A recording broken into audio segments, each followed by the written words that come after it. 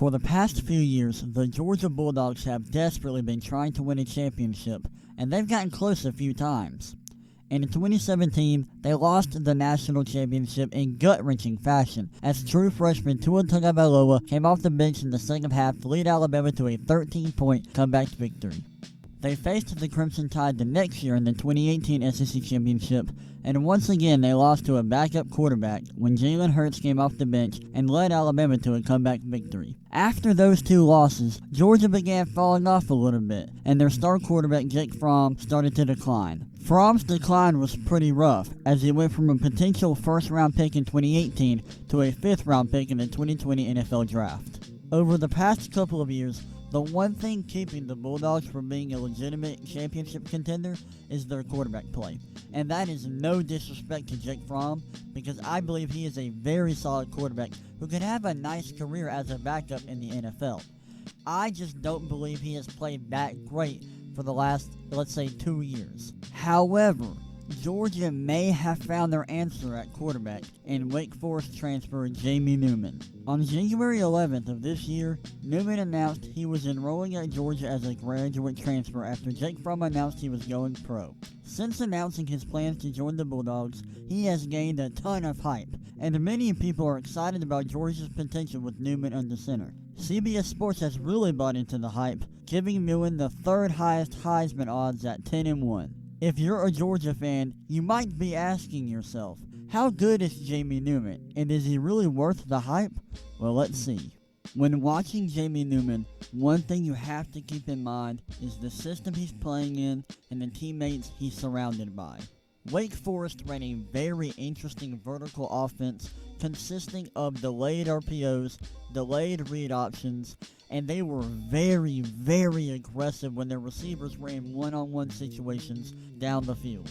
Newman rarely had a check-down options when vertical routes didn't get open down the field, which led to him having to force a lot of throws. This is why some plays he's forcing throws and it looks like he's making a bad decision, but honestly, he has no other choice.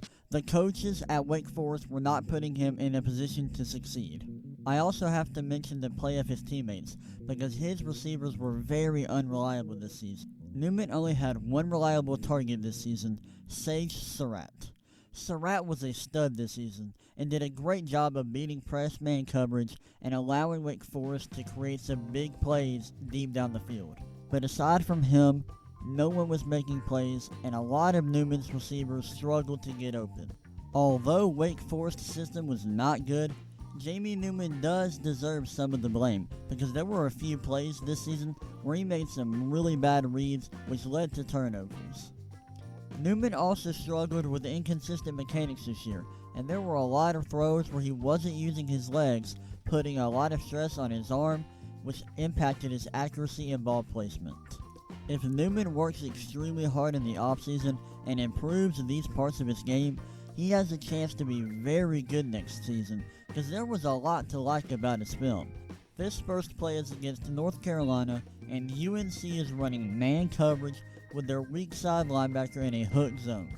Wake Forest is running 4 verticals to attack this man coverage. Since there are 2 vertical routes on the right side of the field, the strong safety has to stay on that side to help out his cornerbacks in case they get beat.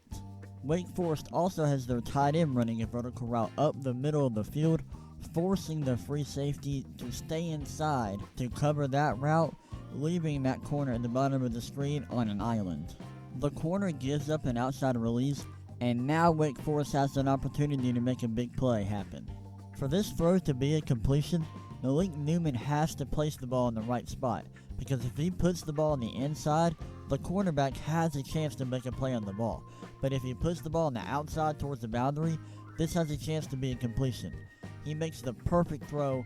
This is great ball placement, phenomenal accuracy, and that's a big play.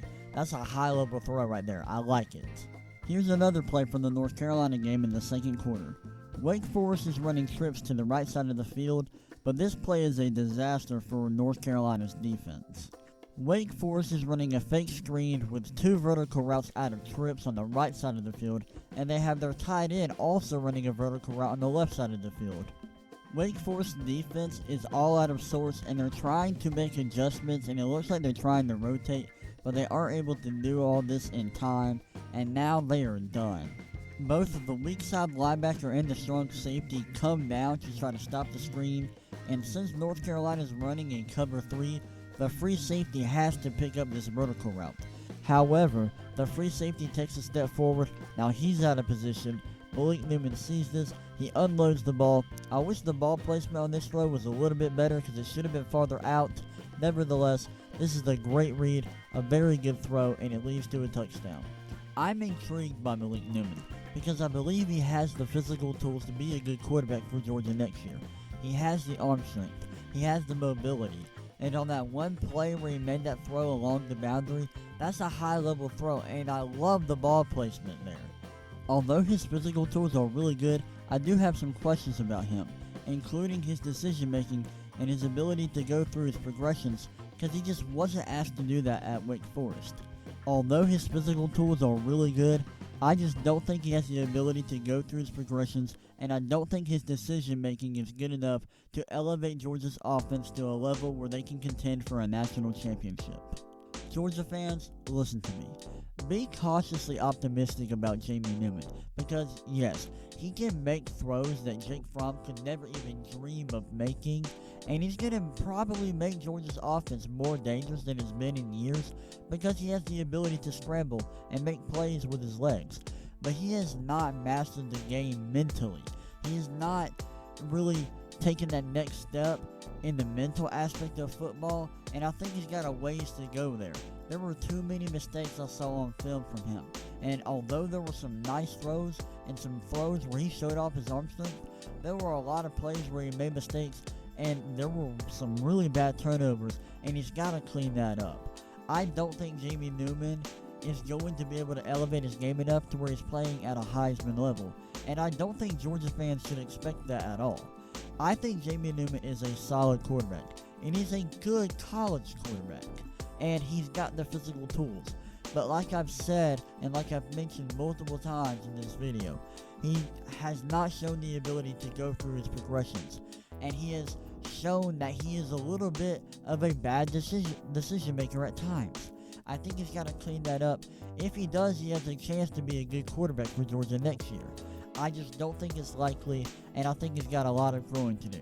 Now, if you want my thoughts on what I think of him as an NFL prospect, I don't think he's anywhere near the first round. I think he's a middle round guy. I think you should probably take him, like, earliest I would take him is the 4th round, like maybe 5th round. I don't think it's worth taking in the first 3 rounds right now. He's got a lot of growing to do. But those are my thoughts on Malik Newman. But Georgia, hey, watch out, because you have a very, very physically gifted quarterback, and he has a chance to be really good next year. So be cautiously optimistic, because if he does improve drastically over the offseason, you may have just found your savior.